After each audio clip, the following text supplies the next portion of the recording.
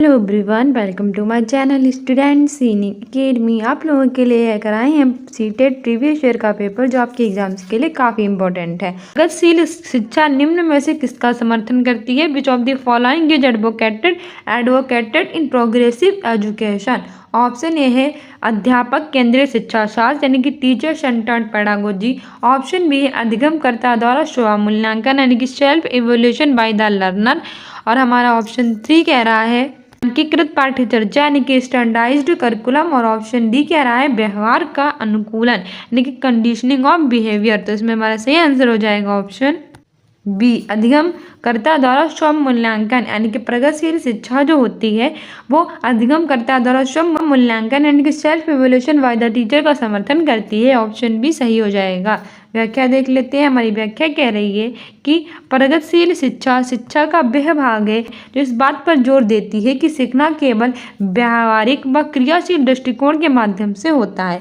प्रगतिशील शिक्षा होती है वो किस पर जोर देती है कि जो सीखना होता है वो व्यवहारिक और जो क्रियाशील दृष्टिकोण होता है उसकी ओर जोर देता है। इसीलिए छात्रों को अनुकूलन व अधिगम के लिए अपने पर्यावरण के साथ अंतःक्रिया करनी चाहिए। इसलिए छात्रों को अनुकूलन व अधिगम के लिए अपने पर्यावरण के साथ अंतः करनी चाहिए। शिक्षा करके सीखने लर्निंग बाय डूइंग पर आधारित है।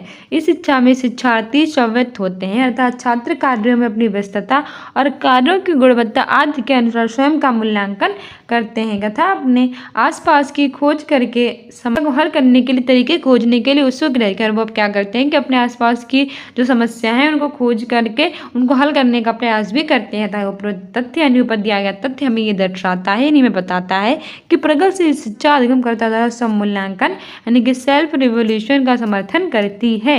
हमारा 10वां क्वेश्चन कह रहा है कि Anita is performing really well in the domain of solving puzzles and problems requiring reasoning such as cause and effect relationship as per Howard Gardner's theory of multiple intelligence. Anita possesses high level of this kind of intelligence. तो ये हमारा किससे पूछा गया है? ये हमारा पूछा गया है हार्वर्ड गार्डनर की बहुबुद्धि सिद्धांत से। तो एग्जाम के लिए मोस्ट इंपॉर्टेंट है क्योंकि हार्वर्ड गार्डनर से भी एग्जाम में क्वेश्चन पूछे जाते हैं। देखो जीन पियाजे, वाइगोत्स्की, हार्वर्ड गार्डनर इन सबसे क्वेश्चन पूछे जाते हैं तो यहाँ से अच्छे से इन्हें याद कर लेना। तो हमारा क्वेश्चन है कि अनीता वैचारिक कौशल जैसे कि कारण, प्रभाव और संबंध का इस्तेमाल होने वाली पहली समस्याओं को काफ़ी अच्छी तरह सुलझाती है।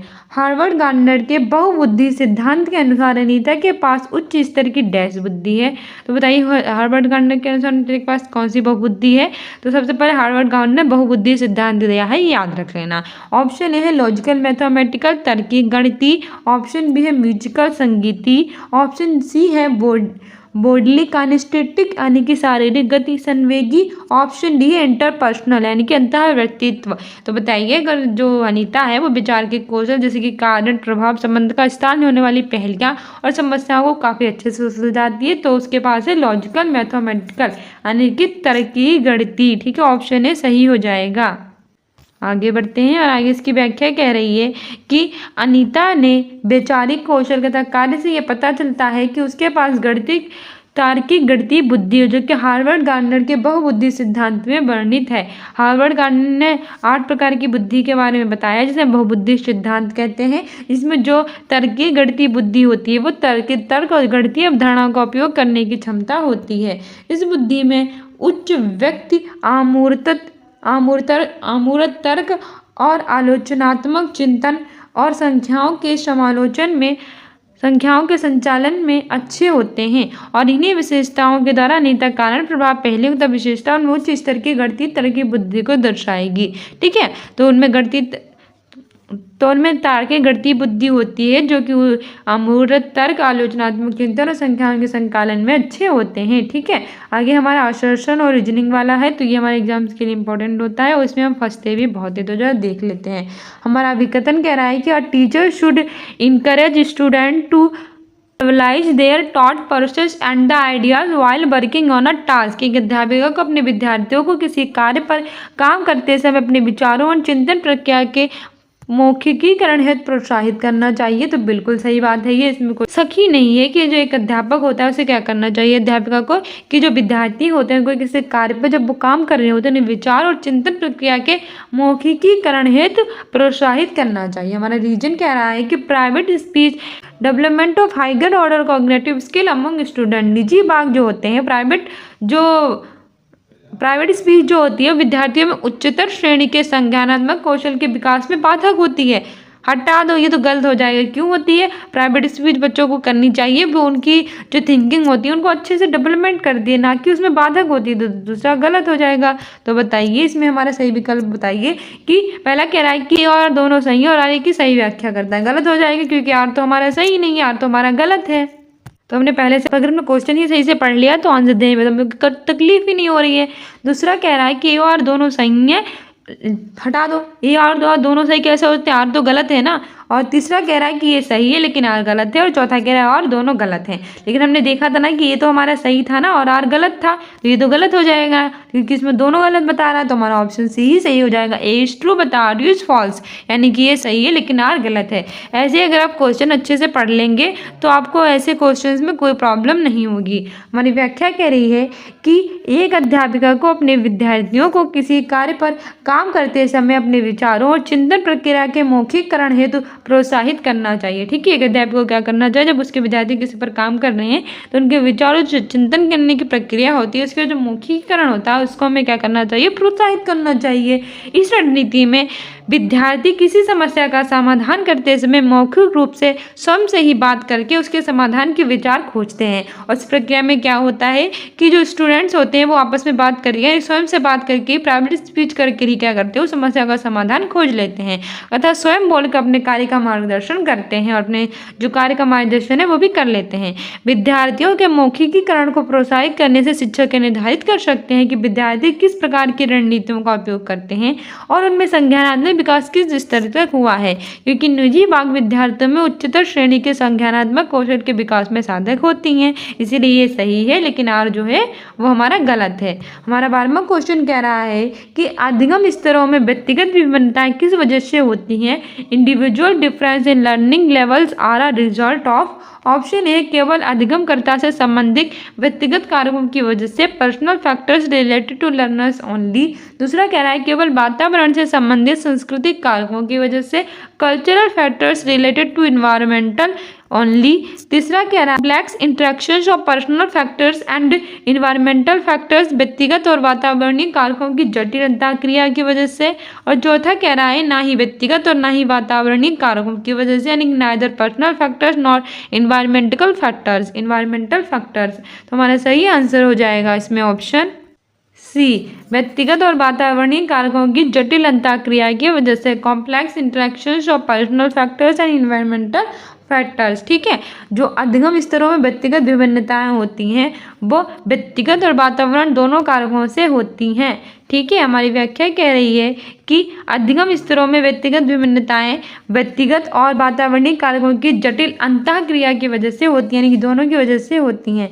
स्किनर के अनुसार व्यक्तिगत विभिन्नताओं में संपूर्ण व्यक्तित्व का कोई भी ऐसा पक्ष सम्मिलित हो सकता है जिसे मापन किया जा सकते। कहा है कि उनके अनुसार जो व्यक्तिगत विभिन्नताएं होती हैं उसमें संपूर्ण व्यक्तित्व का कोई भी ऐसा पक्ष शामिल कर सकते हैं जिससे इनका मापन किया जा सके। इसके कई सारे कारण होते हैं, जैसे कि पहला होता है वंशानुक्रम, यानी कि हेरिडिटी। व्यक्तिगत विभिन्नताओं का प्रमुख कारण वंशानुक्रम है। तो हमारी व्यक्तिगत विभिन्नताएं मतलब एक दूसरे से लोग भिन्न होते हैं, अलग होते हैं, तो इसका पहला कारण क्या होता है, वंशानुक्रम यानी हेरिडिटी होती है। वंशानुक्रम एक प्रकार की वंश परंपरागत शक्ति है जिसके द्वारा माता पिता और पूर्वजों के गुण नवनिर्मित शिशुओं में स्थानांतरित होते हैं। तो वंशानुक्रम होता है क्या है, एक प्रकार के वंश, यानी कि जो हमारे पिताजी हैं, जो हमारे दादाजी होंगे, उनके एक दूसरे से जो चले आ रहे हैं गुण कुछ की आदतें, तो वो सब हमारे अंदर आ जाती है, तो वो नेम कहते हैं वंशानुक्रम। ठीक है, जो नया सा बच्चा होगा जन्म लेगा उसके अंदर वो आ जाएंगी, किसके कारण, हेरिडिटी यानी कि वंशानुक्रम के कारण। ठीक। ठीक है। इसमें शारीरिक और मानसिक दोनों प्रकार के गुणों का स्थानांतरण होता है। और इसमें क्या सिर्फ शारीरिक और मानसिक, इसमें दोनों प्रकार का होता है, सिर्फ एक प्रकार का नहीं होता। जैसे किसी की नाक वैसी होगी, किसी के कान वैसे होंगे, किसी की आंखें होंगी, और मानसिक भी होती है। मान लीजिए किसी के अगर कोई प्रॉब्लम है, कोई मेंटल बीमारी है, उन्हें कोई रोग है, तो कोई बच्चा होगा, उसका बच्चे का बच्चा होगा, किसी को भी बीमारी हो सकती है। वो तो हेरिडिटी के द्वारा हमारे अंदर आ सकते हैं। हम कहेंगे कि हमें तो ये बीमारी है नहीं, कि हमारे बच्चों को कैसे हो गई, तो आपके पास नहीं है, आपके हो सकता है पापा को, आपके दादाजी को। ठीक है, तो सिर्फ गुण ही नहीं आते हैं, रोग भी, उनके रोग भी आ सकते हैं। ठीक है, हम लोगों में अंतर आ जाता है। इसका प्रमुख कारण जो है वंशानुक्रम है। और दूसरा है शारीरिक विकास। ठीक है, विभिन्न व्यक्तियों में लंबाई, भार, शारीरिक संरचना और विभिन्न शारीरिक अंगों के विकास की गति और मात्रा में व्यक्तिगत विभिन्न का कारण अंतर देखा जा सकता है। और दूसरा क्या होती है, शारीरिक विकास। हर कोई व्यक्ति एक जैसा नहीं होता, किसी की लंबाई, भार, शारीरिक संरचना और शरीर के अंग होते हैं, उनके हिसाब से एक दूसरे से अलग होते हैं। फिर होता है संवेगात्मक स्थिरता।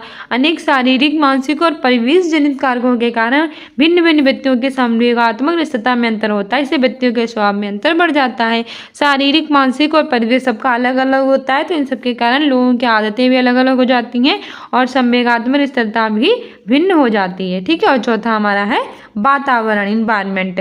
व्यक्तिगत अंतर में वातावरण का प्रभाव आनुवंशिकता से किसी भी प्रकार से कम नहीं है। बालक के वातावरण में क्रमशः परिवर्तन से उनके व्यक्तित्व में परिवर्तन देखा जा सकता है। जैसे लोगों का अगर वातावरण डिफरेंट होगा तो उनमें जो उनकी आदतें होंगी वो भी डिफरेंट होंगी। ठीक है, तो ये भी एक बड़ा प्रभाव डालता है।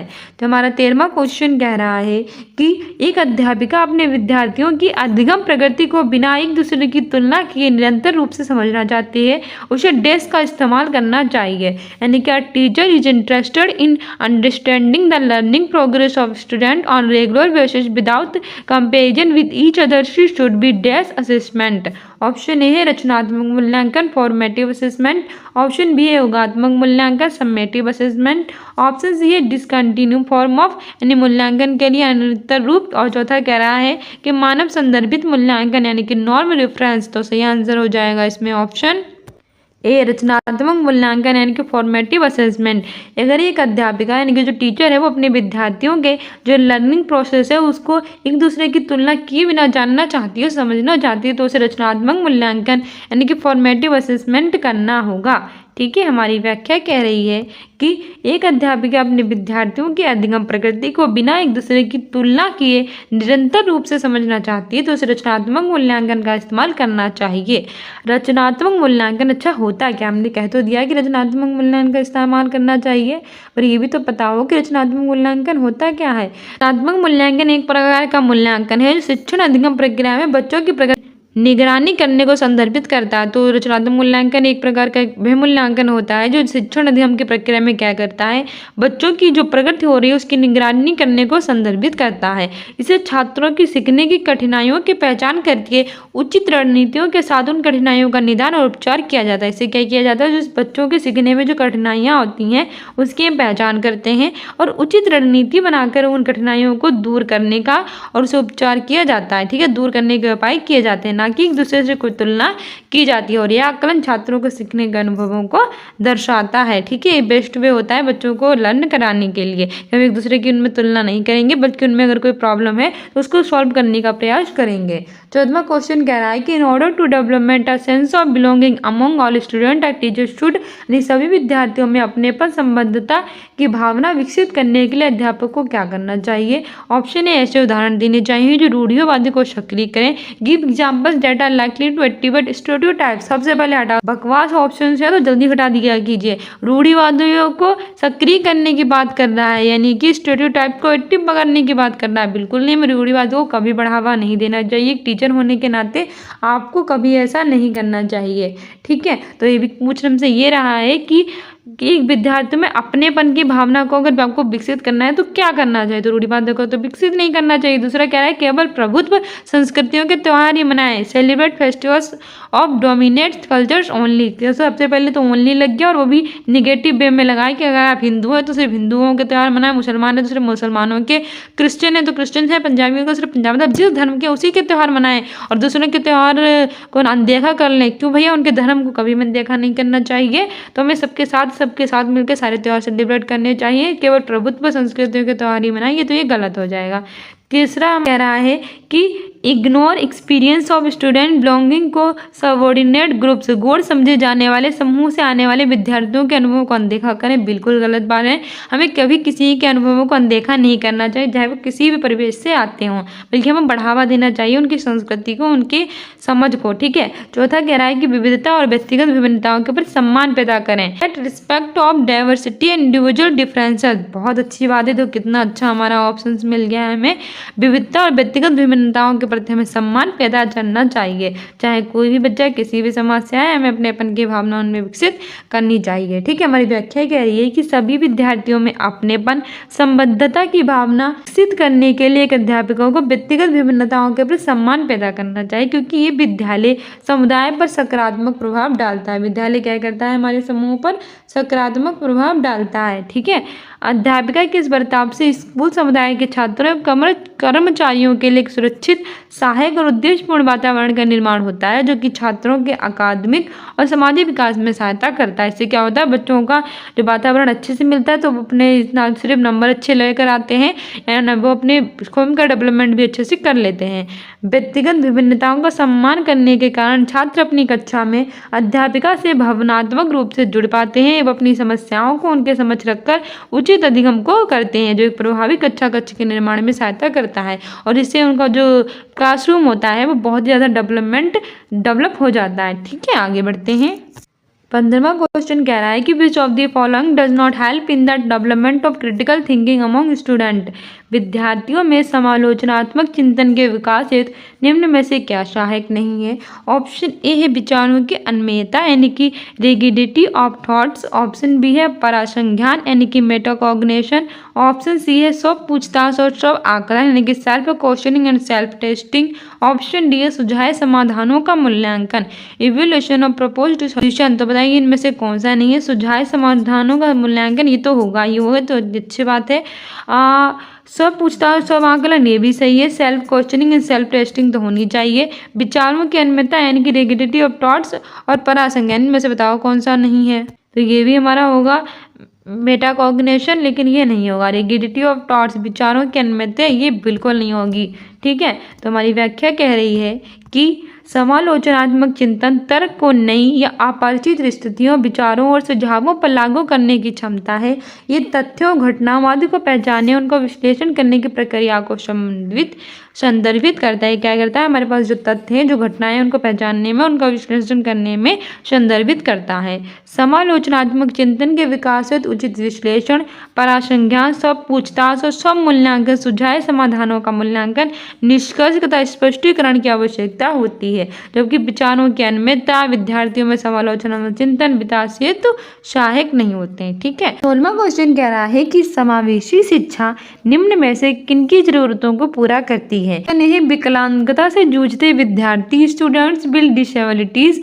ऑप्शन बी कह रहा है कि भावनात्मक मुश्किलों से जूझते विद्यार्थी, students with emotional difficulties. Option C कह रहा है वो विद्यार्थी जो प्रतिभा संपन्न है, स्टूडेंट्स हु आर टैलेंटेड। और चौथा कह रहा है कि निम्न सामाजिक आर्थिक स्तर से आने वाले विद्यार्थी, students from low social economic status. तो बताइए वो कौन से विद्यार्थी हैं जो समावेशी। तो बताइए हमारा पहला सही है कि विकलांगता से जूझते विद्यार्थी, कि हमारा पहला दूसरा सही है कि विकलांगता से जूझते विद्यार्थी और भावनात्मक मुश्किलों से जूझते विद्यार्थी, कि तीसरा सही है कि पहला, दूसरा और चौथा, कि हमारा चौथा सही है कि पहला, दूसरा, तीसरा और चौथा। तो बताइए इसमें से हमारा कौन सा ऑप्शन सही हो जाएगा। तो हमारा ऑप्शन सही हो जाएगा डी। ठीक है। पहला, दूसरा, तीसरा एंड चौथा चारों हमारे सही हो जाएंगे। तो समावेशी शिक्षा निम्न में से किन की जरूरतों को पूरा करती है। तो विकलांगता से जूझते विद्यार्थी, ऐसे विद्यार्थी जो विकलांगता से जूझ रहे होते हैं, स्टूडेंट विद डिसेबिलिटीज, जिन्हें किस प्रकार की डिसेबिलिटीज होती है, तो वो समावेशी शिक्षा को उनकी जरूरतों को पूरा करती है। दूसरा है कि भावनात्मक मुश्किलों से जूझते विद्यार्थी, बिल्कुल सही बात है। वे स्टूडेंट्स जो इमोशनल डिफिकल्टीज जिन्हें हो रही हैं, उनके भी समावेशी शिक्षा जो होती है जरूरतों को पूरा करती है। तीसरा कह रहा है कि जो विद्यार्थी प्रतिभा संपन्न होते हैं, भाई सही बात है, होते हैं, वो भी समावेशी शिक्षा उनकी जरूरतों को भी पूरा करती है। और चौथा कह रहा है कि निम्न सामाजिक आर्थिक स्तर से आने वाले विद्यार्थी, students from low social economic status, जिनका स्टेटस लो इकोनॉमी होता है, जो सामाजिक स्तर वाले, उनकी भी जरूरतों को पूरा करती है, यानी शिक्षा सभी की जरूरत आवश्यकताओं को पूरा करती है। तो ऑप्शन डी हमारा सही हो जाएगा। आगे हमारी व्याख्या कह रही है कि समावेशी शिक्षा एक ऐसी शिक्षा होती है जिसमें सामान्य बालक बालिकाएं तथा मानसिक व शारीरिक रूप से बाधित बालक व बालिकाएं सभी एक साथ बैठकर एक ही विद्यालय में शिक्षा ग्रहण करते हैं। तो समावेशी शिक्षा होती क्या है? समावेशी शिक्षा इंक्लूसिव एजुकेशन वह एजुकेशन होती है जिसमें सामान्य बालक बालिकाएं तथा ऐसे बालक बालिकाएं जिनके मानसिक और शारीरिक रूप से जो बाधित हो, वो सभी एक साथ बैठकर एक ही विद्यालय में शिक्षा को ग्रहण करते हैं और किसी प्रकार का कोई भेदभाव उनके साथ नहीं किया जाता है। अतः समावेशी शिक्षा विकलांगता से जूझते विद्यार्थी, भावनात्मक मुश्किलों से जूझते विद्यार्थी, प्रतिभा संपन्न विद्यार्थी तथा निम्न सामाजिक आर्थिक स्तर से आने वाले विद्यार्थियों आदि की जरूरतों को पूरा करती है। तो समावेशी शिक्षा क्या करती है कि ऐसे विद्यार्थी जो विकलांगता से जूझ रहे हैं, भावनात्मक मुश्किलों से जूझ रहे हैं, यानी कि इमोशनल जो डिफिकल्टीज हो रही हैं, प्रतिभा संपन्न है और निम्न सामाजिक स्तर से आ रहे हैं, उन सभी की जरूरतों को पूरा करती है। ठीक है, इसीलिए इसके सभी शैक्षिक कार्यक्रम ऐसे तैयार किए जाते हैं कि सभी बालकों को उनके अनुरूप शिक्षण ग्रहण में सहायता मिल सके तथा वे अर्थपूर्ण अधिगम कर सकें। तो ये क्या करती है कि ऐसे शैक्षिक कार्यक्रम तैयार करती है जिससे बालकों की सभी आवश्यकताओं के पूरा हो सके। ठीक है, उनकी सहायता मिल सके। तो ये हमारी है समावेशी शिक्षा।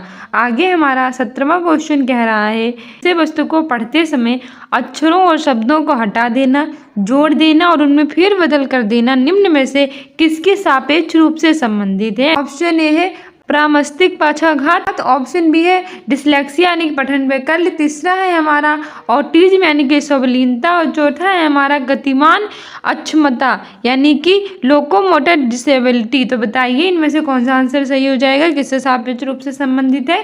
तो हमारा सही आंसर हो जाएगा ऑप्शन बी डिसलेक्सिया यानी कि पठन वैकल्प। विषय वस्तु को पढ़ते समय अक्षर और शब्दों को हटा देना। जब भी कोई वस्तु पढ़ रहे हो तो कुछ अक्षर या शब्द होते हैं उन्हें हटा देना, या अपने पास से कोई शब्दों को जोड़ देना या तो उनमें फेरबदल कर देना, ये सब हमारे संबंधित है पठन वैकल्प यानी डिसलेक्सिया से। ठीक है, और डिसलेक्सिया का जब भी आता है तारे जमीन पे मूवी आपको याद ही होगी, उसमें क्या होता है कि कहता है कि जो अक्षर है उसके सामने उड़ रहे होते हैं, यानी कि इधर उधर जो अक्षर है वो हो जाते हैं। ठीक है, उसे उल्टा पढ़ता है, 6 को 9 पढ़ता है, 9 को 6 पढ़ता है। ठीक है, तो हमारा ऑप्शन बी इसकी व्याख्या कह रही है कि विषय वस्तु को पढ़ते समय अक्षरों और शब्दों को हटा देना, जोड़ देना, उनमें फेर बदल कर देना पठन वैकल्प से संबंधित है। डिसलेक्सिया एक पठन विकार होता है, पढ़ने में एक समस्या होती है डिसलेक्सिया, जिससे छात्रों को बार बार विकल्प छोड़ने या अक्षरों और शब्दों को उलटने के कारण पाठ को पढ़ने और लंबे अंशों को समझने में लगातार चुनौतियों का सामना करना पड़ता है। अच्छा, डिसलेक्सिया में होता क्या है कि जो शब्द होते हैं को कहीं हम 1-2 छोड़ देते हैं, कहीं अपने पास से जोड़ देते हैं, कहीं तो सीधे दिखते हैं, जिससे में क्या होता है कि जो लंबे पाठ होते हैं पढ़ने में बहुत ही दिक्कत होती है उन बच्चों को जिन्हें डिसलेक्सिया होता है। डिसलेक्सिया से ग्रसित छात्र समान शब्दों, अक्षरों की ध्वनियों और अक्षरों के समान आकार के बीच भ्रमित हो जाते हैं। वही मैंने आपको बताया कि जो 6 है उसको उल्टा 9 पढ़ेगा, 9 को उल्टा 6 पढ़ेगा, यानी कि वो भ्रमित हो जाता है कि क्या लिखा है, कैसे लिखा है, अच्छे से वो पहचान नहीं कर पाता है, जिससे कि उन्हें अक्षरों और शब्दों की व्याख्या करने और समझने में समस्या होती है, जिससे क्या होता है कि वो अच्छे से शब्दों और ध्वनियों को समझ नहीं सकते हैं। ठीक है, और उदाहरण के लिए 96 के बीच भ्रमित हो सकते हैं और वे सा को भी बाज के रूप में पढ़ सकते हैं। मैंने उल्टा 96 है तो 69 पढ़ेंगे, सा है तो उसको वो क्या पढ़ेंगे, बाज पढ़ेंगे। ठीक है, उल्टा पढ़ते हैं, इस तरह वो भ्रमित हो जाते हैं। आगे हमारा 18वां क्वेश्चन कह रहा है कि स्वलीनता सापेक्ष और नकारात्मक रूप से निम्न में से किसे प्रभावित करती है? Autism directly and negatively impacts a persons. Option A है सामाजिक और संप्रेषण कौशल, social and communication skills, option B है विजन यानी कि दृष्टि, ऑप्शन सी है एबिलिटी टू कॉन्सेंट्रेट यानी कि एकाग्रता की क्षमता, और ऑप्शन डी है फिजिकल कोऑर्डिनेशन शारीरिक समन्वय। तो बताइए स्वलीनता सापेक्ष और नकारात्मक रूप से किसको प्रभावित करती है? सही आंसर हो जाएगा सामाजिक और संप्रेषण कौशल यानी कि सोशल एंड कम्युनिकेशन स्किल। ठीक है, हमारी व्याख्या कह रही है स्वलीनता यानी कि ऑटिज्म मस्तिष्क के विकास के दौरान होने वाला विकार है। ऑटिज्म क्या होता है? हमारे माइंड में होने वाला एक प्रकार का रोग होता है जो व्यक्ति के सामाजिक व्यवहार, संपर्क तथा संप्रेषण कौशल को प्रभावित करता है। व्यक्ति का जो समाज में व्यवहार होता है, जो उसका संपर्क होता है, संप्रेषण कौशल होता है, उसको ये प्रभावित करता है। यह ऐसा रोग है जिसमें बच्चे समाज से दूरी बनाने लगते हैं। और क्या होता है, जिन्हें भी ऑटिज्म होता है तो वो बच्चे होते हैं, वो समाज में अच्छे से घुल मिल नहीं, वो समाज में एक प्रकार की दूरी बनाने लगते हैं। लोगों से बातचीत करने में असहज महसूस करते हैं। बिल्कुल सही बात है, लोगों के साथ अच्छे से वो बात नहीं कर पाते, उन्हें थोड़ा अजीब सी फील होने लगता है, वो अच्छे से उनसे बात कर नहीं पाते, बस असहज महसूस करने लगते हैं। तथा सामान्य बच्चों की तरह अपनी भावनाओं और विचारों को व्यक्त करने में अक्षम होते हैं। जैसे कि सामान्य व्यक्ति नहीं होते, जहाँ जाओ बस खेलते हैं, जो चाहो वो करते हैं, जिससे से भी बात कर लेते हैं, लेकिन ऑटिज्म जो बच्चों में होती है वो ऐसा नहीं कर पाते हैं। ठीक है, ये तथ्यों को बोलते हैं लेकिन दोहराते भी हैं, जिससे इनका संबंध अर्थपूर्ण नहीं होता है। ये क्या कहते हैं, जो तथ्य होते हैं इनको बोलते हैं, साथ में इन्हें दोहराते भी हैं, जिससे इनका जो संबंध होता है वो अर्थपूर्ण नहीं होता है। ठीक है, ये होते हैं ऑटिज्म वाले बच्चे। हमारा 19वां क्वेश्चन कह रहा है कि which of the following is context of students who are gifted.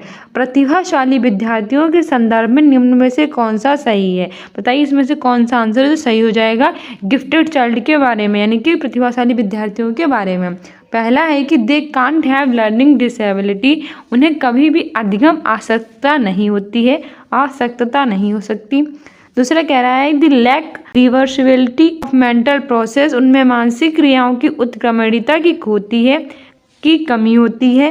तीसरा कह रहा है they have very low sense of curiosity, उनमें जिज्ञासा की भावना बहुत क्षीण होती है। और चौथा कह रहा है कि they display fluency and elaboration in expression, व्यक्ति में प्रवाह और विवर्धन दर्शाते हैं। तो बताइए प्रतिभाशाली विद्यार्थियों में से कौन सा सही है? प्रतिभाशाली विद्यार्थियों के बारे में इनमें से कौन सा सही है? आंसर हो जाएगा option D, the display fluency and elaboration in expression, यानी कि व्यक्ति में प्रवाह और विवर्धन दर्शाते हैं। ऐसे बच्चे जो गिफ्टेड चाइल्ड होते हैं, यानी कि प्रतिभाशाली विद्यार्थी होते हैं, स्टूडेंट होते हैं गिफ्टेड, तो वे क्या करते हैं, वे व्यक्ति में प्रवाह और विवर्धन को दर्शाते हैं।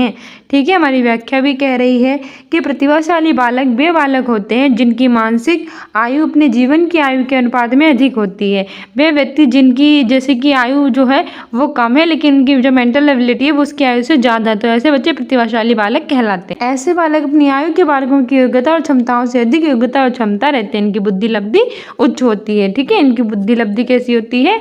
हाई होती है। ये अपने अन्य लोग बच्चों के ज़्यादा अच्छे से पढ़े लिखे, ज़्यादा इनकी मेंटल एबिलिटी ज़्यादा होती है बाकी बच्चों से। ठीक है, अतः ये बालक अब व्यक्ति में प्रभाव और विवर्धन को दर्शाते हैं। हमारा 20वां क्वेश्चन कह रहा है कि श्रवण बाधित से जूझते विद्यार्थियों के सफल समावेशन में निम्न में से कौन सी पद्धति सहायक होगी? विच of the following practice will be helpful in successful inclusion of student with hearing impairment? Option A है, पहला कह रहा है कि showing movies and videos without subtitles. दूसरा कह रहा है कि मौखिक रूप को मूल्यांकन के प्रधान रूप में इस्तेमाल करना, यानी कि using verbal mode as dominate mode of assessment. तीसरा कह रहा है कि संप्रेषण के मौखिक रूप को दृश्य रूप से परिपूर्ण करना, supplementing aural form of communication with visual form of communication. और चौथा कह रहा है कि जानकारी प्रस्तुत करने के लिए अधिकतर व्याख्यान विधि का प्रयोग करना, preferring lecture method mostly for presenting information. तो हमारा सही आंसर हो जाएगा ऑप्शन सी, मौखिक रूप संप्रेषण के मौखिक रूप को दृश्य रूप से परिपूर्ण करना, supplementing aural form of communication with visual form of communication. ठीक है, हमारी व्याख्या भी कह रही है कि श्रवण बाधित ऐसे बालक जिनके सुनने की क्षमता कम होती है उन्हें कहते हैं श्रवण बाधित। एक ऐसी स्थिति को संदर्भ करती है जिसमें किसी व्यक्ति के कान के माध्यम से पूरी तरह से धुन सुनने की क्षमता क्षीण हो जाती है, यानी कि जो व्यक्ति होता है वो पूरी तरह से उसकी जो सुनने की क्षमता होती है वो कम पड़ जाती है, मंद पड़ जाती है, उसे हम कहते हैं श्रवण बाधित। ठीक है, प्रत्येक श्रवण बाधित बच्चे को कहे गए प्रत्येक शब्द को ध्यान से सुनने में कठिनाई होती है और वे अक्सर संकेतों और दृश्यों के साथ सहज होते हैं। क्या होता है कि अगर हम कोई बात उन्हें बोलते हैं तो वो अच्छे से उसे सुन नहीं पाते हैं और कठिनाई महसूस होती है। इसकी जगह पे अगर हम संकेतों का प्रयोग करते हैं या फिर दृश्यों का प्रयोग करते हैं तो वो थोड़ा सहज हो जाते हैं। ठीक है, ऐसे बालकों के सफल समावेशन के लिए निम्न पद्धतियों का प्रयोग सहायक होगा। और ऐसे विद्यार्थियों को सफल समावेशन के लिए हमें कई पद्धतियों का प्रयोग करना होगा। जैसे कि पहली है, शिक्षकों को ये जांचना चाहिए कि सभी चलचित्र और वीडियो को अनुशीर्षक, उपशीर्षक और वे सटीक हों। मतलब जितने भी चलचित्र दिखाए जा रहे हैं तो उनके जो अनुशीर्षक हैं, उपशीर्षक हैं, वो बहुत ही ज़्यादा सटीक हों। बच्चे सुन नहीं सकते, देख तो सकते ही ना, तो जितने भी उपशीर्षक वगैरह होंगे वो अच्छे से दिखाई देंगे तो वो अच्छे से समझ भी पाएगा। ठीक है, अगला है कि संचार संप्रेषण बनाने के लिए मौखिक रूपों के स्थान पर दृश्यों का उपयोग करना चाहिए। तो हमें क्या करना चाहिए, मौखिक तो वो सुन ही नहीं पाएगा तो मौखिक का क्या करेगा, मौखिक की जगह पे हमें दृश्यों का उपयोग करना चाहिए। ठीक है, तीसरा कह रहा है कि विशेष शिक्षकों का सहयोग लेना चाहिए, जिससे शिक्षक को अक्षम बच्चों की आवश्यकता को समझने में मदद मिलेगी। और इसमें क्या करना चाहिए, जो विशेष शिक्षक हैं उनका हमें सहयोग लेना चाहिए, जिससे हमारे जो शिक्षक होंगे वो जो अक्षम बच्चे हैं उनकी आवश्यकताओं को उन्हें समझने में मदद मिलेगी। ठीक है, आगे बढ़ते हैं और आगे हमारे 21वां क्वेश्चन कह रहा है कि children learn from days to dash, यानी कि बच्चे डैश से डैश की ओर बढ़ते हैं। तो ऑप्शन ये बहुत ज़्यादा पूछा जाने वाला सवाल है, तो बिल्कुल सही से पढ़ लेना। पहला है कि अमूर्त से मूरत, यानी कि अब्स्ट्रैक्ट से कॉन्क्रीट। दूसरा है सांकेतिक से चित्रात्मक, यानी कि सिंबॉलिक टू पिक्टोरियल। तीसरा है विशिष्ट से सामान्य, स्पेसिफिक से जनरल। और चौथा है सरल से जटिल, यानी कि सिंपल से कॉम्प्लेक्स। तो बताइए बच्चे डैश से डैश की ओर सीखते हैं। सही आंसर हो जाएगा हमारा option D, simple to complex. बच्चे पहले सरल चीज़ें सीखते हैं और उसके बाद कैसी चीज़ें सीखते हैं, जटिल, यानी कि जो कठिन चीज़ें होती हैं वो चीज़ें सीखते हैं। ठीक है, तो बच्चे सरल से जटिल की ओर जाते हैं। हमारी व्याख्या कह रही है कि बच्चे सरल से जटिल की ओर सीखते हैं। इस सूत्र का आशय ये है कि छात्रों को पहले सरल और फिर जटिल बातों की जानकारी दी जाए। यानी बच्चों को क्या करना चाहिए कि पहले छोटी छोटी सरल चीज़ें जैसे कि छोटा बड़ा ABCD सब सिखा दिया, फिर क्या हुआ जैसे जैसे वो बड़े होते हैं कि वैसे वैसे कि छोटा में ABCD होने का छोटा बड़ा पढ़ाने के बाद कि पूरी उन्हें वर्ड से समझाना है, PPL एप्पल सेब क्या मतलब होता है, क्या चीज़ होती है, धीरे धीरे मतलब सबको समझाना। अगर पहले बार में कहते कि सेब है PPL तो कैसे बच्चे बोल पाएंगे जब तक उन्हें ABCD छोटा बड़ा ही नहीं आती होंगी ना। तो बच्चों को धीरे धीरे ये सारी चीज़ें सिखानी चाहिए, जिससे पाठ व विषय पर उनकी रुचि में वृद्धि होता है, वे ध्यान एकाग्र करके चीज़ों अवधारणाओं के प्रति समझ विकसित कर सकें। और साथ ही क्या होगा कि वो पाठ जो पढ़ रहा है उसके वजह से उसको इंटरेस्ट पैदा होगा कि अब कि इसके बाद क्या होगा, अब इसके बाद क्या होगा। ठीक है, और उनकी अवधारणाओं के प्रति समझ विकसित होगी।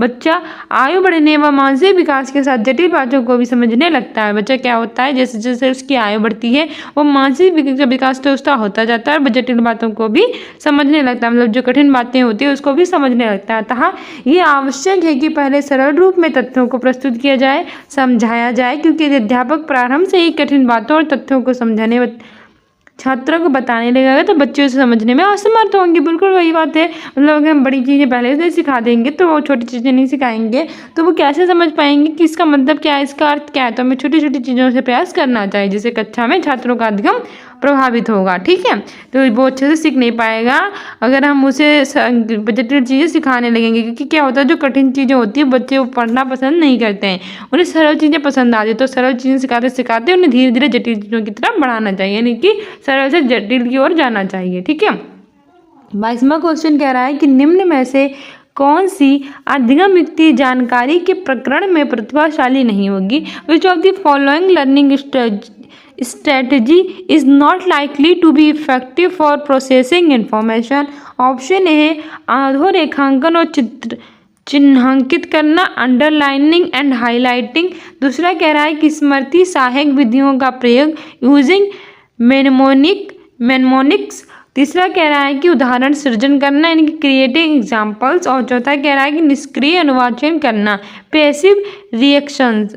ठीक है, तो हमारा सही आंसर हो जाएगा इसमें ऑप्शन डी, निष्क्रिय अनुवाचन करना। ठीक है, हमारी व्याख्या कह रही है कि निष्क्रिय अनुवाचन वह प्रक्रिया है जिसमें बच्चों द्वारा पाठ को पढ़ा तो जाता है परंतु अर्थ ग्रहण नहीं किया जाता है। निष्क्रिय वाचन क्या होता है? अच्छा, ऐसा वाचन जिसमें बच्चे पढ़ते तो हैं लेकिन लगातार पढ़ते ही रहते हैं, वो समझ नहीं पाते हैं कि इसका असली मतलब क्या है, यानी उसका अर्थ जो होता है वो ग्रहण नहीं किया जाता है, सिर्फ पढ़ा जाता है, उसे हम निष्क्रिय वाचन कहते हैं। ठीक है, हमसे पूछा था। अतः ये अधिगम युक्ति जानकारी के प्रकरण में प्रभावशाली नहीं होगी, जबकि अधोरेखांकन और चिन्हांकित करना, स्मृति सहायक विधियों का प्रयोग तथा उदाहरण सृजन करना, ये सभी अधिगम युक्ति जानकारी के प्रकरण में प्रभावशाली होंगे। हम अधिगम युक्ति जानकारी में कौन कौन से हमारे शामिल हैं? जैसे कि अधोरेखांकन और चिन्हांकित करना, स्मृति सहायक विधियों का प्रयोग और उदाहरण सृजन करना। ठीक है, ये सब होंगे, लेकिन निष्क्रिय अनुवाचन ये नहीं होगा। आगे हमारा 23 नंबर का जो क्वेश्चन है वो विकथन और कारण वाला है। डेली में विकथन और कारण से क्वेश्चन आते ही हैं, सारे प्रीवियस ईयर में आए तो उन्हें भी देख लेना। विकथन हमारा कह रहा है कि किसी संप्रत्यय को पढ़ाते समय एक अध्यापक को उदाहरण और गैर उदाहरण दोनों पर ही चर्चा करनी चाहिए। While teaching a concept, teachers should discuss examples as well as non-examples। और कारण कह रहा है कि गैर उदाहरण विद्यार्थियों को भ्रमित कर देते हैं और किसी संप्रत्यय को पढ़ाने के लिए अप्रासंगिक होते हैं। Non examples confuse students and irrelevant in teaching any concept. तो बताइए इसमें हमारा कौन सा आंसर सही होगा? तो बताइए हमारा, देखो इसमें पहला कह रहा है कि पहला और दूसरा दोनों सही है और आर एक की सही व्याख्या करता है। दूसरा कह रहा है कि ये और दोनों सही है लेकिन आर एक की सही व्याख्या नहीं है। तीसरा कह रहा है कि ये सही है लेकिन आर गलत है। चौथा कह रहा है कि ये और दोनों गलत हैं। अगर आपको इस बारे में पता होगा कि कौन सा सही है कौन सा गलत है तो आप इजीली कर पाएंगे। तो इसमें हमारा सही आंसर हो जाएगा ऑप्शन सी, ए सही है लेकिन आर गलत है। A is true but R is false. ठीक है, एक बार और पढ़ते हैं। देखो क्या इसमें कहा दिया था, इसमें पूछा गया हमसे कि किसी संप्रदाय को पढ़ाते समय एक अध्यापक को उदाहरण और गैर उदाहरण दोनों पर ही चर्चा करनी चाहिए। मतलब अगर हम कोई रहे हैं तो उसमें अगर कोई बच्चा कंफ्यूज होता है, कोई को समझ में नहीं आता, तो उसके लिए उदाहरणों का प्रयोग कर सकते हैं और गैर उदाहरणों का भी, कि ऐसे ऐसे ऐसे हुआ था, तो वो समझ जाएंगे अच्छा ऐसे हुआ था, तो वो उदाहरणों के रूप में बच्चे एग्जाम्पल दे दो तो वो जल्दी समझ जाते। तो हम इसका और गैर उदाहरण दोनों का चर्चा करनी चाहिए। तो पहला तो सही है हमारा। दूसरा क्या है कि गैर उदाहरण विद्यार्थियों को भ्रमित कर देते हैं और किसी संप्रत्यय को पढ़ाने के लिए अप्रासंगिक होते हैं। अरे ऐसे कैसे हो सकता है? तो बिल्कुल गलत बात की गई है। गैर उदाहरण बिल्कुल भी बच्चों को भ्रमित नहीं करते बल्कि वो उन्हें एक आइडिया देते हैं कि कैसे काम किया जाए। इसीलिए ए सही है लेकिन आर गलत है। ठीक है, हमारा ये व्याख्या कह रही है कि किसी संप्रदाय को पढ़ाते समय एक अध्यापक को उदाहरण और गैर उदाहरण दोनों पर ही चर्चा करनी चाहिए। मतलब कोई संप्रदाय जब पढ़ाते हैं तो एक अध्यापक को क्या करना चाहिए, हमें क्या करना चाहिए कि उदाहरण गैर उदाहरण दोनों देने चाहिए, क्योंकि गैर उदाहरण अधिगम में लचीलापन लाकर भ्रांतियों को कम करता है। क्या करता है? जो हमारा सीखने की प्रक्रिया होती है उसमें लचीलापन लाता है और जो हमारे भ्रांतियाँ होती हैं मतलब जो कन्फ्यूजन होती है उन्हें हमें दूर करता है। ठीक है, तो संप्रदाय का मूल ज्ञान प्रदान करता है। गैर उदाहरण किसी संप्रदाय को पढ़ाने के लिए प्रासंगिक होते हैं, अतः ये तब दिए जाते हैं जब संप्रदाय छात्रों के मौजूद ज्ञान या उनके अनुभवों से संबंधित होता है, ताकि वे स्वयं संप्रदाय को वास्तविक विषय से जोड़ सकें। यानी कि उनके खुद से रिलेटेड ये होते हैं और वो क्या होता है कि अगर ऐसे गैर एग्जाम्पल दिए जाते हैं तो वो खुद को उससे जोड़ लेता है, इसलिए सब देने चाहिए। ठीक है, और निष्कर्ष निकाल लेता है, इसलिए ये सही है लेकिन आर गलत है। ठीक है, कितना इजी था ना? अगर हमें अच्छे से आता होगा तो हम इसे कर पाएंगे। अगला क्वेश्चन कह रहा है 24 नंबर का कि Radhika motivates her student to represent, understand, evaluate and reflect a situation in multiple ways. Why doing so she is facilitating the development of dash thinking among her students. यानी राधिका अपने विद्यार्थियों को किसी परिस्थिति को विविध रूप से प्रस्तुत करने, समझने, मूल्यांकन करने और प्रतिबिंबित करने के लिए प्रोत्साहित करती है। ऐसा करके वे अपने विद्यार्थियों में डैश चिंतन के विकास को सुसाधित कर रही है। ऑप्शन ए है अपसारी यानी कि डाइवर्जेंट, ऑप्शन बी है अविसारी, ऑप्शन सी है बाहरी रूप से अनुकूलित, ऑप्शन डी है आंतरिक। तो बताइए कौन सी है? तो हमारा सही आंसर हो जाएगा इसमें ऑप्शन ए अविसारी। ठीक है, अपसारी। ठीक है, राधिका जो अपने विद्यार्थियों को परिस्थितियों में विविध रूप से प्रस्तुत करने, समझने, मूल्यांकन करने और प्रतिबिंबित करने के लिए प्रोत्साहित करती है। तो ऐसा करके वे विद्यार्थियों में अपसारी चिंतन को बढ़ावा दे रही है। ठीक है, आगे बढ़ते हैं। आगे हमारी व्याख्या कह रही है कि राधिका अपने विद्यार्थियों को किसी परिस्थितियों को विविध रूप से प्रस्तुत करने, कोई भी परिस्थितियाँ आती हैं उन्हें उस तरह से प्रस्तुत करने, उन्हें समझने के लिए, उनका मूल्यांकन करने के लिए और प्रतिबिंबित करने के लिए उन्हें प्रोत्साहित करती है। तो ऐसा करके वे विद्यार्थियों में अपसारी चिंतन को बढ़ावा दे रही है, क्योंकि अपसारी चिंतन खोज, आविष्कार, सृजनात्मकता तथा मौलिकता को जन्म देता है। अपसारी चिंतन करता क्या है, वो किसी भी प्रकार की खोज, आविष्कार, सृजनात्मकता और मौलिकता को जन्म देता है। राधिका का इस प्रकार अपने विद्यार्थियों से किसी परिस्थिति के पहलुओं पर विचार करने के लिए प्रोत्साहित करना विद्यार्थियों में सामान्य से अलग सोच को पैदा करके अपसारी चिंतन को सुसाधित करेगा। ठीक है, हमारा 25 नंबर का क्वेश्चन कह रहा है कि in order to develop advanced problem solving skills among her learners, a teacher should motivate students to use dash यानी कि अपने विद्यार्थियों में अग्रिम श्रेणी के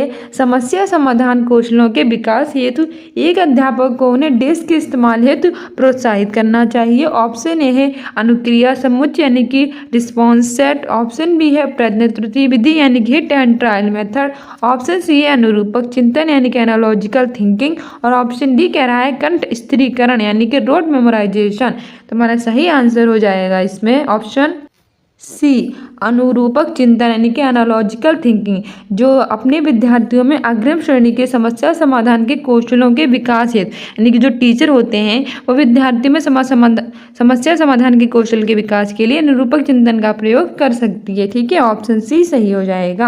हमारी व्याख्या कह रही है कि अपने विद्यार्थियों में अग्रिम श्रेणी के समस्या समाधान कौशलों के विकास हेतु एक अध्यापक को उन्हें प्रश्न त्रुटि विधि तथा अनुरूपक चिंतन के इस्तेमाल हेतु प्रोत्साहित करना चाहिए, क्योंकि प्रश्न त्रुटि विधि में बच्चों के सामने एक समस्या रखी जाती है तथा बच्चे समाधान हेतु बार बार प्रयत्न करते हैं और त्रुटियों के माध्यम से सीखते हैं। इससे क्या होता है कि बच्चे बार बार कोई भी त्रुटि करते हैं, कोई गलती करते हैं और फिर बाद में उससे सीखते हैं। तथा अनुरूपक चिंतन एक प्रकार का तर्क है और दो स्थितियों, उदाहरणों और क्षेत्रों के मध्य एक सामान्य संबंध प्रणाली खोजने पर आधारित होता था। प्रश्न त्रुटि विधि और अनुरूपक चिंतन दोनों ही समस्या समाधान कौशल में सहायक हैं।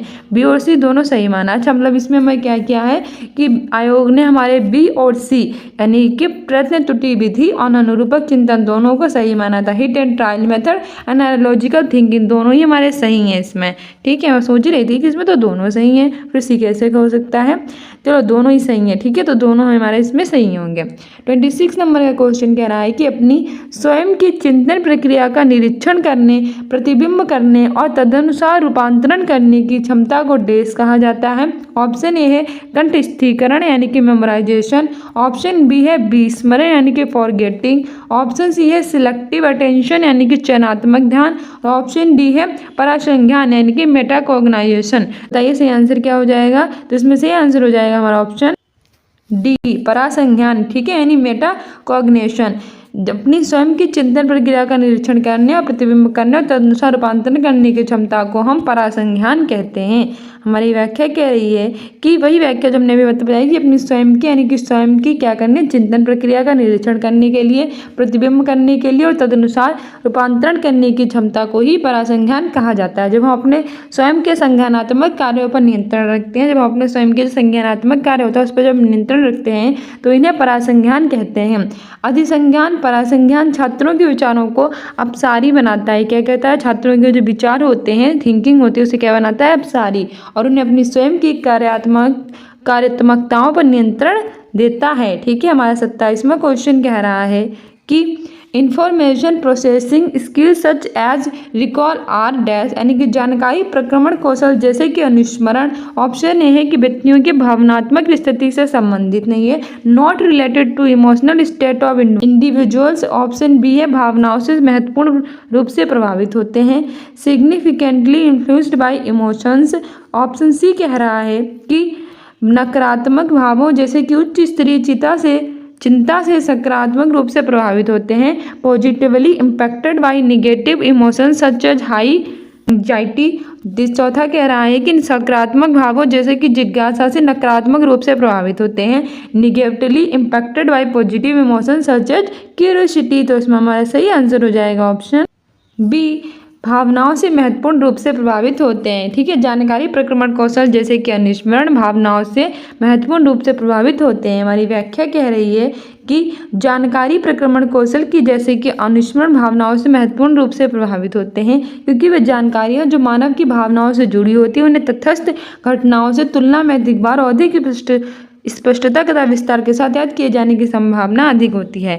यानी कि वे जानकारी जो कि हमारी भावनाओं से जुड़ी होती है, जिसे हम इमोशनली रूप से जुड़े होते हैं। बचपन से आज तक हमारी कितने सारी चीज़ें हमारे साथ घटित हुई है, पर हमें सारी चीज़ें तो नहीं याद होंगी ना, पर जिससे हम इमोशनली कनेक्टेड होंगे, जिसकी वजह से हम रोए होंगे, जिसकी वजह से हमें दर्द हुआ होगा, वो चीज़ें हमें आज तक याद है। हम साइकिल से कितनी बार गिरे ये हमें याद नहीं है, पर साइकिल से जो पहली बार गिरे थे और हमें जब चोट लगी थी, हमें दर्द हुआ था, तो वो हमें आज भी याद होगा। ऐसी कई सारी चीज़ें हैं जो हमें आज भी याद है, जिन्होंने हमें इमोशनली, जिससे हम कनेक्टेड थे। ठीक है, तो ऐसी चीज़ों को याद करने में बहुत ही जल्दी हम याद कर लेते हैं। ठीक है, तो ऐसी चीज़ों के साथ हम कनेक्ट हो जाते हैं। हमारा 28वां क्वेश्चन कह रहा है कि learning to dash is an example of pronexis motivation, यानी कि डैश के लिए सीखना बाहरी प्रेरणा का उदाहरण है, यानी बाहरी प्रेरणा का उदाहरण पूछ रहा है हमसे। ऑप्शन ए है जानने की उत्सुकता की पूर्ति, satisfy curiosity to know. Option B कह रहा है कि सब प्रत्येक को समझने, यानी कि अंडरस्टैंड द कॉन्सेप्ट। तीसरा कह रहा है कि दोस्तों के बीच लोकप्रियता पाने, बिकम पॉपुलर अमॉन्ग फ्रेंड। और चौथा कह रहा है संदेहों को दूर करने, यानी क्लेरिफाई द डाउट। तो बाहरी प्रेरणा कौन सी होती है बताओ, तुम्हारा सही आंसर हो जाएगा option C, become popular among friends. जब अपने दोस्तों के बीच लोकप्रिय होना चाहते हैं तो बाहरी रूप से चाहते हैं कि हर कोई हमें जाने, हर कोई हमसे प्यार करे, हर कोई हमें समझे। तो ये क्या होती है, बाहरी प्रेरणा होती है कि दोस्तों के बीच हमारे शाबाशी होगी, वाहवाही होगी, तो इसलिए हम लोकप्रिय बनना चाहते हैं। जबकि जब हम किसी भी चीज़ को जानना चाहते हैं तो वो हमारी आंतरिक प्रेरणा होती है। संप्रत्यय को समझना चाहते हैं तो वो भी बाहरी होती है, और संदेह को वो भी आंतरिक होती है। जब संदेह को दूर होते हैं तो संदेह भी हमारी आंतरिक होती है। लेकिन बाहरी प्रेरणा उस प्रकार की प्रेरणा को संदर्भित करती है जिससे प्रेरणा बाहरी शक्तियों के कारण होती है। यानी कि जब हमें प्रेरणा बाहर की शक्तियों के कारण मिलती है तो उसे हम बाहरी प्रेरणा कहते हैं, जो आपको पुरस्कार अर्जित करने या नकारात्मक परिणामों से बचने के उद्देश्य से कुछ करने या प्राप्त करने के लिए प्रेरित करती है। जो हमें क्या करती है, कोई भी पुरस्कार को हम अर्जित करना चाहते हैं या नकारात्मक जो हमारे परिणाम होते हैं उनसे बचने के उद्देश्य से हम उन्हें प्राप्त करना चाहते हैं, इसके लिए हमें प्रेरित करती है। था दोस्तों के बीच लोकप्रियता पाने के लिए सीखना बाहरी प्रेरणा का उदाहरण है। जब हम इसलिए सीखते हैं कि हमें दोस्तों के बीच लोकप्रिय हो जाए तो हमारी बाहरी प्रेरणा होती है, क्योंकि विद्यार्थी स्वयं से प्रेरित नहीं होता बल्कि दोस्तों के बीच लोकप्रियता पाने की लालसा उसे सीखने के लिए प्रेरित कर रही है, जो कि एक बाहरी प्रेरणा है। लोग कहते नहीं कि जो तुम्हारा दिल करे वो करो, जो तुम्हारे अंदर से अब आ जाए, कि तुम्हारे अंदर क्या प्रेरणा चाहे कि तुम क्या बनना चाहते हो, IAS बनना चाहते हो, डॉक्टर, टीचर, क्या बनना चाहते हो। तो मतलब तुम तो बस शेफ बनना चाहते हो, तुम्हें खाना बनाने में दिलचस्पी है, लेकिन क्या होती है, मम्मी ने कह दिया थी लड़के खाना नहीं बनाते हैं, तुम IAS बनो, तो ये क्या होगी, मम्मी की वजह से तुम कर रहे हो तो बाहरी प्रेरणा है। जबकि तुम अंदर से कुछ करना चाहते हो ना तो वो आंतरिक प्रेरणा होती है। ठीक है, 29वां क्वेश्चन कह रहा है कि अधिगम सबसे अधिक प्रभावशाली और अर्थपूर्ण होता है अगर, यानी कि learning is most effective and meaningful if. तो ऑप्शन ए है विषय वस्तु विद्यार्थियों के सामाजिक परिवेश से संबंधित हो, content is related to student social context. Option B कह रहा है शिक्षा शास्त्र मुख्यतः अध्यापक केंद्रित हो, pedagogy is dominantly teacher centric. Option C कह रहा है कि अधिगम लक्ष्य प्रदर्शन अभिमुखी हो, learning goals are performances oriented. Option D कह रहा है विद्यार्थियों का ज्ञान सृजन के अवसर ना दिए जाएं, students are not given opportunities to construct knowledge. तो बताइए अधिगम सबसे अधिक प्रभावशाली अर्थपूर्ण कब होगा। सबसे पहले तो ये काटो कि अध्यापक केंद्रित हो। कभी भी शिक्षा अध्यापक केंद्रित नहीं बनाई गई है, शिक्षा को हमेशा विद्यार्थी केंद्रित बनाना चाहिए। विद्यार्थी जो सीखना चाहे वो सिखाओ ना, जो अध्यापक सिखाना चाहे वो क्यों सिखाओगे, नहीं होगा। फिर विद्यार्थियों का ज्ञान सृजन के अवसर ही ना दिए जाए, बिल्कुल गलत बात। क्यों विद्यार्थियों को उन्हें कुछ सीखने के अवसर नहीं दिए जाएंगे, हमें अपनी अपॉर्चुनिटीज ज़्यादा से ज़्यादा देनी चाहिए जिससे वो सीख सके। तो ये दोनों तो होंगे नहीं। फिर विषय वस्तु विद्यार्थियों के सामाजिक परिवेश से संबंधित हो और अधिगम लक्ष्य प्रदर्शन अभिमुखी हो। इनमें से हमारा सही आंसर हो जाएगा ऑप्शन ए। ठीक है, विषय वस्तु विद्यार्थियों के सामाजिक परिवेश से संबंधित हो। अधिगम यानी कि जो लर्निंग होती है तब बहुत ज़्यादा प्रभावशाली और अर्थपूर्ण हो जाती है, इफेक्टिव मीनिंगफुल हो जाती है जब विषय वस्तु जो होती है विद्यार्थी के सामाजिक परिवेश से संबंधित हो। इससे वो क्या करता है कि बहुत अच्छे से सीखता है किसी भी चीज़ को। ठीक है, हमारी व्याख्या कह रही है कि शब्दिगम यानी कि लर्निंग सबसे अधिक प्रभावशाली और अर्थपूर्ण होती है अगर विषय वस्तु विद्यार्थियों के सामाजिक परिवेश से संबंधित हो। ठीक है, जब विषय वस्तु सामाजिक परिवेश से संबंधित होती है तो बच्चे क्या करते हैं, उसे अच्छे से सीख पाते हैं। सामाजिक परिवेश का शिक्षा पर गहरा प्रभाव होता है। समाज से नैतिक मूल्यों का विकास होता है। समाज में परिवेश होता है वो क्या होता है, शिक्षा का उस पर गहरा प्रभाव होता है और बच्चे उसे अच्छे से सीखते हैं और नैतिक मूल्यों का विकास करता है। विद्यालय शिक्षा में अर्जित ज्ञान का व्यावहारिक प्रयोग समाज में ही होता है, लेकिन विद्यालय में जो कुछ भी सीखते हैं वो हम समाज में ही जाकर उसका व्यवहार से प्रयोग कर पाते हैं। जिस भाषा परिवेश में बच्चा सीखता है उस भाषा में व्यक्ति अच्छी प्रकार करता है। मतलब जैसे जिस हिसाब से वो सीख पाएगा उसमें क्या करेगा कि उस भाषा में व्यक्ति वो अच्छे से एक्सप्रेस उसे कर पाएगा। अतः सामाजिक परिवेश के अनुरूप बच्चों के शिक्षण का माध्यम चयन हुआ है आवश्यक है कि घर का वातावरण बच्चे की पढ़ाई के अनुकूल होने पर बच्चा रुचिपूर्वक सीखता है तथा एक अर्थपूर्ण अधिगम का निर्माण करता है। यानी कि अपने इंटरेस्ट के हिसाब से सीखेगा जब उसके हिसाब से ही उसका ज्ञान होगा। ठीक है, हमारा 30वां क्वेश्चन कह रहा है कि निम्न में से कौन सा कारक अधिगम को सुसाधित करता है। Which of the following factors facilitates learning. Option A योग्यता का वार्षिक मत यानी इंक्रीमेंटल व्यू ऑफ एबिलिटी। दूसरा कह रहा है डिस्ट्रक्शंस इन सराउंडिंग, आसपास में विकर्षण। तीसरा कह रहा है कि फेमिलियरिटी विद लैंग्वेज, भाषा से अनभिज्ञता। और चौथा कह रहा है कि तंत्रिका संबंधी न्यूनता यानी कि न्यूरोलॉजिकल डिफिसिट्स। तो हमारा सही आंसर हो जाएगा इसमें ऑप्शन ए, योग्यता का वार्षिक मत। ठीक है, इंक्रीमेंटल व्यू ऑफ एबिलिटी। तो कौन सा कारक अधिगम को सुसाधित करता है, ऑप्शन ए सही हो जाएगा। हमारी व्याख्या देख लेते हैं जल्दी से। हमारी व्याख्या कह रही है कि योग्यता का वार्षिक मत वह कारक है जो अधिगम को सुसाधित करता है, क्योंकि वार्षिक मत वे है जो शिक्षार्थियों को उनकी क्षमताओं पर काम करने में मदद करते हैं तथा इससे उन्हें नई चीजें सीखने में मदद मिलती है। इससे क्या होता है कि बच्चे नई चीजें सीखते हैं क्योंकि उसकी क्षमता पर यह कार्य करती है और वे आगे बढ़ते हैं। वार्षिक मत बच्चों को उनकी क्षमताओं को विकसित करने के लिए प्रोत्साहित करता है। सो डियर स्टूडेंट्स, ये थे हमारे प्रीवियस ईयर के पेपर। I hope you like this video. If you like it then like, subscribe and share. Don't forget to subscribe this channel. मिलते हैं अपने नेक्स्ट वीडियो में। Thank you, bye. Every students in academy को Instagram पे follow कर लीजिए, community post में answer दिया कीजिए, प्रीवियस ईयर के सारे पेपर देख डालिए, प्लेलिस्ट बना रखी है और हमारे सुबह 10 बजे करंट अफेयर होती है वो भी देखा कीजिए। ठीक है, मिलते हैं अपने नेक्स्ट वीडियो में। Thank you, bye. Don't forget to subscribe this channel.